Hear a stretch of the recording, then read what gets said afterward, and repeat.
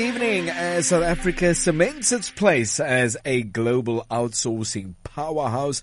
Unpacking the GBS sector's latest record-breaking growth is Chief Executive Officer at Business Processing Enabling South Africa, Reshni Singh. Ms. Singh, good evening. Thank you for joining us tonight. Good evening, Benito, to you and your listeners. Thank you for having me. Reshni, I see South Africa has created over 20,000 GBS jobs last year. What has enabled this sort of growth? Yeah, so it's obviously been a collaborative partnership between government, industry, and social partners that is key to this success. As a partnership, we've co-created the GBS Sector Master Plan, and that's a plan to create 500,000 jobs by 2030. And we're well on our way to achieving that target. Over and above that, we have also been very intentional about transitioning unemployed youth into the sector. Specifically excluded youth. And we've also had a very targeted approach to our investment promotion strategy, and that is to attract new brands into South Africa as well as new jobs into South Africa. So those are some of the key reasons that we have seen the growth that we have. What are the key aspects of the GBS master plan that you feel will just further not only accelerate but ensure that the growth is sustainable? I think one of the most important aspects is to ensure that we are able to skill young people to be able to fulfill these roles. As you know, that there's a lot of innovation and technology that is centered around the global business services sector. And maybe for your listeners that don't know the sector, it's an IT-enabled sector, a sector that can do anything from contact centers through to finance and accounting services, legal services, anything that can be outsourced and offshored. And it is making sure that our young talent that enters the work environment are able to be skilled and be able to actually function, in a digitally enabled environment, especially considering AI and other innovation and technology that supports our sector at the moment. So what we call it is demand-led skilling. So skilling that would match the demand of our offshore clients.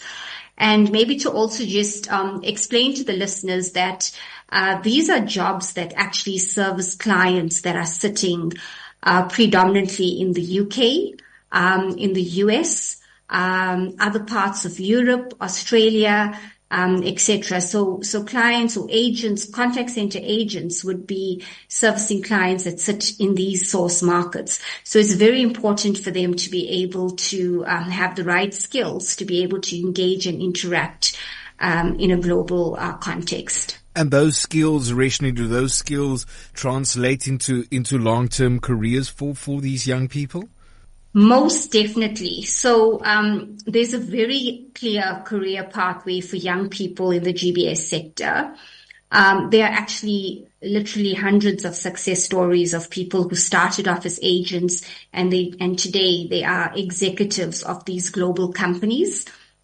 And we also are quite deliberate about leadership development in the sector. So we focus our energy is not just on work readiness programs, but also middle management as well as leadership development as well. So there's definitely a long-term opportunity for these young people that enter the sector. Joining us in conversation this evening is Chief Executive Officer at the Business Process Enabling South Africa, BPESA, Reshni Singh, as we put in the spotlight on the global business sector, which certainly has boomed in 2024. South Africa creating well over 20,000 GBS jobs. Do join us us and share your thoughts too on 0829 904 904. Reshni, what is impact sourcing and what value does it bring to the sector? So impact sourcing is a strategy where, you would source talent that has been excluded from the economy and be able to give them transition these people into jobs and into formal employment within the economy. The GBS sector actually focuses on at least 30% excluded youth, so youth that come from households where nobody earns more than 6,000 Rand a month, where or they themselves, were raised with a social grant, or they are living off a household that's dependent on social grants, or they come from a quintile 1, 2, and 3 school. So these are the categories of excluded youth that we focus on. And once they enter the job market, we create training programs, work readiness programs, to try and give them initially the soft skills and technical skills to be able to get them into the job. And then once they are in that role, they are given a lot of technical skills as well. And our sector actually does very well in terms of impact sourcing. It's one of the big sort of social initiatives, especially for clients from the US and the UK, where they want to be able to see that, giving somebody a first job opportunity actually is quite rewarding, and the returns is definitely hugely positive in terms of all of the analysis that's been done in terms of impact sourcing and the metrics that we measure in terms of global performance are actually, in most cases, it is much better than other parts of the globe. So that would play quite a role in, as you mentioned earlier, which is also forming part of the GBS master plan around promoting investment into the sector then, Reshni. Yes, most definitely. So South Africa's value proposition for global business services has actually strengthened significantly post-COVID, purely because of the ability of young South Africans to show empathy. So in an era where, you have a lot of bots, etc., that can easily provide, customer support, there are certain levels of customer engagement that requires that human touch, requires the empathy. And that is, some of the key selling points in terms of our value proposition when we position South Africa, as well as, looking at, other benefits of outsourcing to South Africa. Obviously, there's a cost arbitrage. There's the technology and infrastructure that South Africa has that could easily provide these services. Our large unemployment rate, obviously, as well makes a huge difference. And then, and a very solid enabling environment that is created through the public-private partnerships that I've mentioned earlier on. With global market, or which global market trends or shifts are also further influencing demand for South African GBS services? So obviously we're seeing a lot of interest in South Africa in service verticals, such as utilities and energy, retail and commerce, insurance, telecoms, banking and financial services, as well as logistics and supply chain. So it's these services predominantly that would be outsourced to South Africa. And the jobs number that you've just quoted is actually across those main verticals. The UK and the USA, as you mentioned earlier, dominate demand, but are there emerging opportunities, territories or sectors that BPESA is targeting for future growth? Most definitely. I think, initially the source markets are the English-speaking source markets predominantly, Australia included. However, I think there is a massive opportunity for the rest of Europe, other parts of Africa as well, Canada, and other parts of the globe that we are targeting.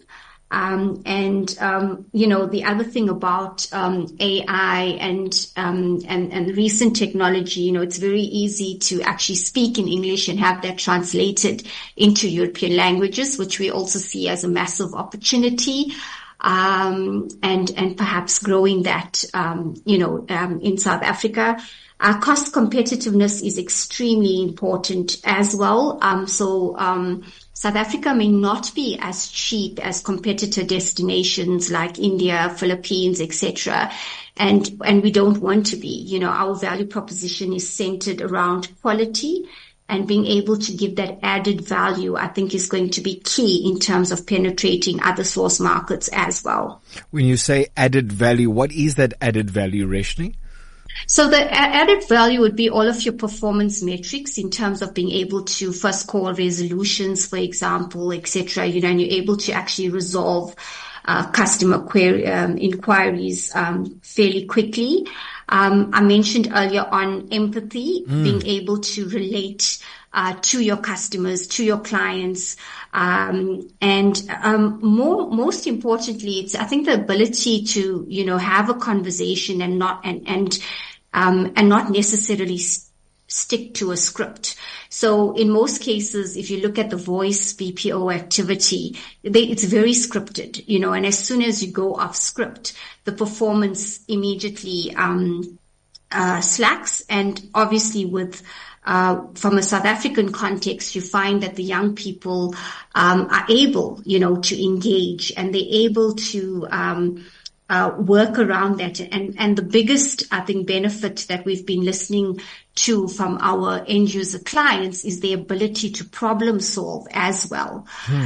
So aside from just being tech savvy, I think the problem solving capabilities is also quite important. So those are the value added benefits.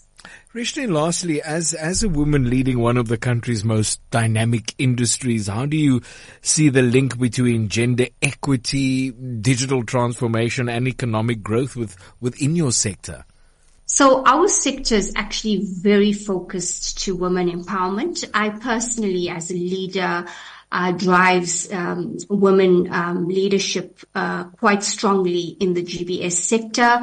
Currently, the sector is actually about 67% of the people that are employed in the GBS sector are actually women. We are aspiring to shift that to 70%. It actually is a great career opportunity for women, especially being able to be exposed to the international market, etc. So that's a priority area for us for sure. As well as, looking at persons with disabilities as well, which is extremely important. And we have, a very keen focus for the next 5 years to be able to transition more people with disabilities into the sector as well. Chief Executive Officer at Business Processing Enabling South Africa, BPESA, Reshni Singh. Appreciate your time. Thank you, Reshni. Thank you so much for joining us tonight. Thank you so much. Thanks for having me. Bye. Smile. It's pretty amazing. 90.4 FM. Do remember that Conversations on the Honest Truth available for you on smilefm.co.za. Shifting focus now onto leadership.